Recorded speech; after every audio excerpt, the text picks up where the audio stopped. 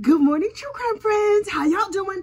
Look, the Daybell trial comes back today and I am so excited. I hope you had a lovely Memorial Day weekend. Please like this video, subscribe to the channel. Wait, also before I forget, if you are playing bingo, I am mailing out bingo prizes today. So if you're a winner, please let me know down in the comments and I will get you your bingo prize. Look, last week in the Daybell trial, the defense was putting on their case, right? And I was like, okay, defense, I believe what the prosecution has to say, but okay, defense, I am willing to keep an open mind.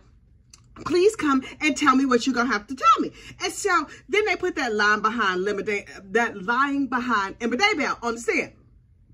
Yo, I was just like, okay, Emma, I understand that you are grieving and that you have lost your mama. Also, I have highly sensitive recording devices in my face called my eyes. And I noticed that you are now a blonde and looking a whole lot like your trollop stepmama. Okay, so I'm going to overlook the trollop chic because I am assuming that that is related to your trauma from having lost your mother and the fact that your mother, your father has married clearly a scandalous, shifty garden tool. Because we can't be calling people hoes because that's rude. Hang on for a second.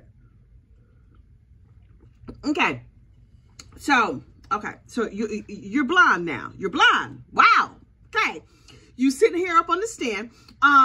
You clearly have become a zombie because we can hear the way you talk, and she was very, very wooden. Very wooden. And I was like, okay, are we worried about her life? Because I thought, according to Chad, that the zombies, slip the surly bonds of this earth. And this girl is clearly a zombie. Maybe she just got a little bit of robot on her daddy's side, child. Unclear. Anyway, so Emma was like, my mother was very sickly. I loved her very much, except for I kind of didn't like her. I really love my daddy. And I was like, okay, girl, all right. And then they were like, the wind direction, everybody says that my father Googled wind direction. That was not him. That was me. I Googled wind direction. You see, I don't know north, south, east from west, but then I Googled southwest winds.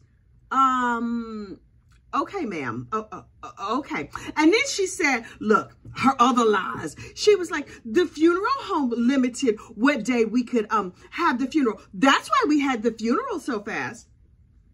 Ma'am, there have been other witnesses in this case, right? Who actually had credibility and who didn't have a dog in this fight. And they said, nah, your daddy wanted this done right away so he could get on down to Hawaii and marry that scandalous garden tool. Okay, cool. It was you. And then she said, it was my mom who was calling people light and dark. Really? Girl, okay, we're going to try and take your word for it, although really not that much. Then she said the biggest lie of all. Now, look, I'm not calling her a liar. I'm not exactly calling her a liar. I'm just saying she has ways likened unto that of a liar. Example number one, her mama, when somebody fired the gun at her mother put on Facebook, hey, is somebody out here firing guns at people? And so a Facebook notification popped up on her husband's phone, and a Facebook notification popped up someplace for Emma Daybell. Emma was like, I was late to getting a smartphone. I didn't have a smartphone. So how'd you see that notification so fast? At dinner time, your husband is out chopping wood, presumably to heat your house, because that's how y'all roll, according to me. But you was just sitting there at the computer. Okay, your Mormon funeral potatoes were still in the oven, and you was just sitting at the computer. How did you notice that Facebook notification without a phone? I'm asking for myself. But okay, you saw a Facebook notification, but it was not on your smartphone because you ain't have a smartphone. Sure, you had a flip phone, girl. Okay, cool. And then she was like, my mom upped that life insurance on her own, having nothing to do with my father. My father knew nothing about it. And then prosecutor Lindsay Blake is like, you see this form right here where your daddy signed it? Can you explain that? She was like, I don't. It was signed on a Sunday, girl, because we here at the district attorney's office, we have calendars and we can read, we can figure out dates and stuff. So your daddy signed this form on a Sunday. But you're saying your mother did it without your father's knowledge. Okay, lying ass liar. I'm sorry, did that slip out? It's like, sometimes stuff slips out. Anyway, she took her robot behind on down, and I was like, evil trollop. Oh, I hope they call her back for rebuttal and show her some of her lies, because she lied like a rug. Anyway, then Garth Daybell got up there and he was like, I got my mama a quarter pounder with cheese because she liked unhealthy food. Sir, I'm going to need you not to talk mess about your mama because she's no longer on this mortal coil. P.S. The coroner did not find any quarter pounder in her stomach. No bread, no meat. No, now they found potatoes and peanuts. That's what y'all feeding poor Tammy. She was sickly, but y'all feeding her potatoes and peanuts for dinner. Okay, I am automatically assuming they were Mormon funeral potatoes because in my mind, that's all our Mormon friends eat. But okay, there was no meat. There was no preservatives. Listen, has she actually been eating a quarter pounder with cheese? She might have lived forever because you know them things are chock full of preservatives, but that's just me. Anyway, he was like, and then also I found my mama in bed, or on the floor, or on the couch, or somewhere in the house. And then he said, yeah, my father was there. And later he told a friend, well, we found out from his friend. He told his friend, my mama was dead on the floor. My daddy wasn't nowhere to be found. Garth, I don't know if you remember this, but when you tell lies all over the place, some people are going to remember different versions of your story, and some of them may testify against you in a court of law. Here's the thing that really has me stumped. Now, he told his friend he got home from work at 1 a.m. He found his mom when he got home from work, but then they didn't call 911 till 6 a.m. What y'all do for them 5 hours? Y'all was just like, let's raise her from the dead. We're going to do it like a Lazarus situation. We're going to wave our hand. What was y'all doing for 5 hours? I do not understand. Were you trying to CPR her? No, she had all that foam all over her. This family is weird. They are deeply, deeply weird to me.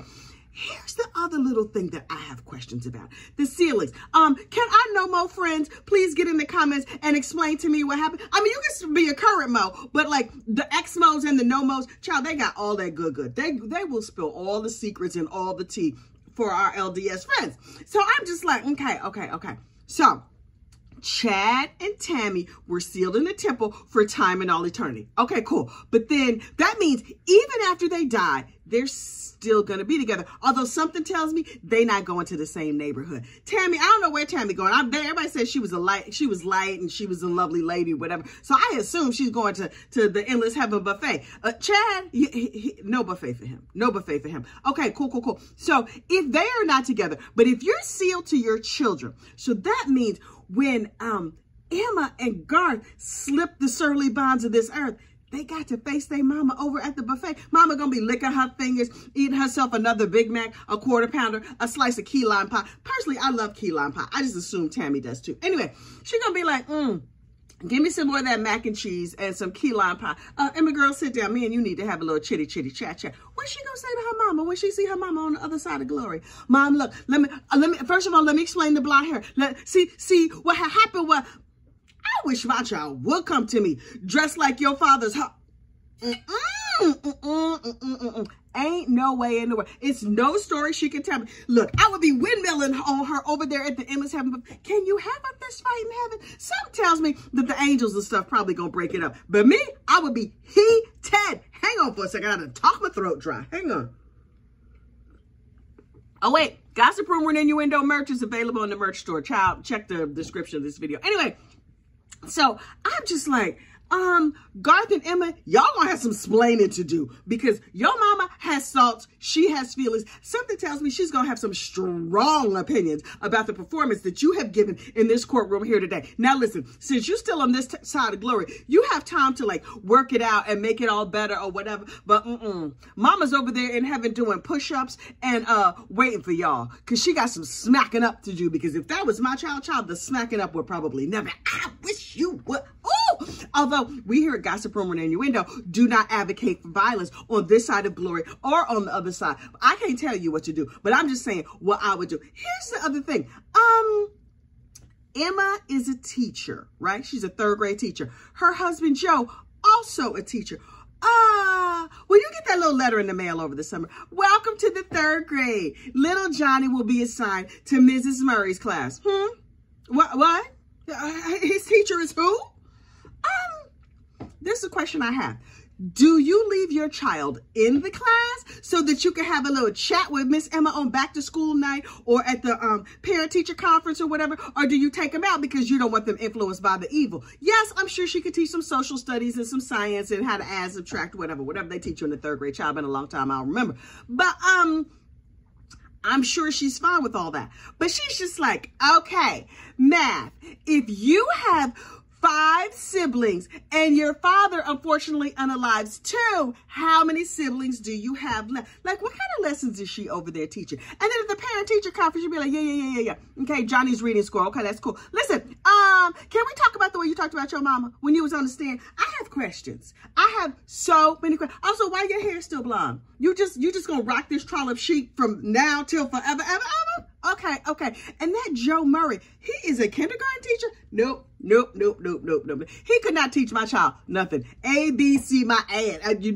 Nope. You not teaching my child a doggone thing. But I might leave him in the class on the strength of, I want to talk to you.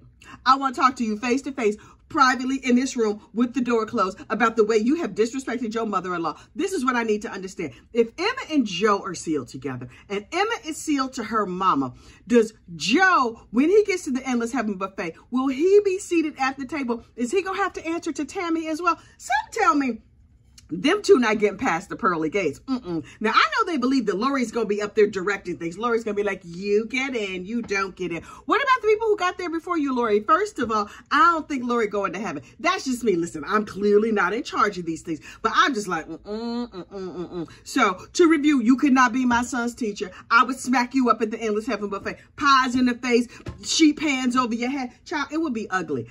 They might kick me out. Violence in heaven. I might get sent to like heaven, jail, child. Unclear how it works. Last little thing. There's a little Scotia gossip that I heard over the weekend, but I don't think of it as gossip because it is true facts. I got it from one of the family members of the Woodcock family. Oh yeah, I was over there listening to Difficult Research. Hey, Difficult Research, how y'all doing? Look, apparently, Kay and Larry Woodcock, JJ's grandparents, have a couple kids. We knew about Dennis Todd Trahan. He got a sister. Oh, her name escapes me right now. But anyway, the sister, child, she got a YouTube channel. And I be watching it. I'm like, tell me every single thing about your family. Turns out, JJ's mama, Mandy, she died. I had no idea. Now listen, yes, I knew she was a narcotics enthusiast. Okay, that happens. And so she passed just a couple years ago. And I was like, oh, that's so sad. Was it narcotics related? Who found her? Where's she at? What else was she doing with her life? How many other kids did she have? Because you know, our narcotics enthusiast friends, they don't be using a whole bunch of birth control. Turns out, Miss Mandy, JJ's mama, had another baby. She had a little daughter that Lori tried to adopt. I was like, wait. Lori, who wants you to believe that like she didn't really want JJ. They forced JJ on her. She fought for JJ and fought for JJ's sister, not Tylee, JJ's other sister. Well, I guess half sister, because you know we know who the mama was. Lord only knows who the daddy was. Anyway, I'm not trying to say nothing about the dearly departed, but I'm just saying, you know, sometimes our narcotics friends be dropping it low and spreading it wide, and they don't know who knocked them up. I mean, I'm not saying that was her situation. Let me stop talking. So anyway, she had a little girl who Lori tried very hard to adopt, but then was not able to adopt. Thank goodness. And so the sister is still alive. Now, this weekend was JJ's 12th birthday. Happy heavenly birthday, JJ. Where's the sister at? What's her name? Does she look like JJ? I have questions. Now, are any of them my business? Absolutely not. But I just need to know. Not for any good reason, mostly just because I'm nosy. Lastly, did I say lastly before this? Which, you know, I'm getting to lastly. Sometimes I do run off at the mouth. We had a little conversation over there in the back room in the members only spaces about Not Spike. If you're new here, I'm sorry, I cannot go through the whole Not Spike story. I just want y'all to know that Not Spike may have been arrested over the weekend.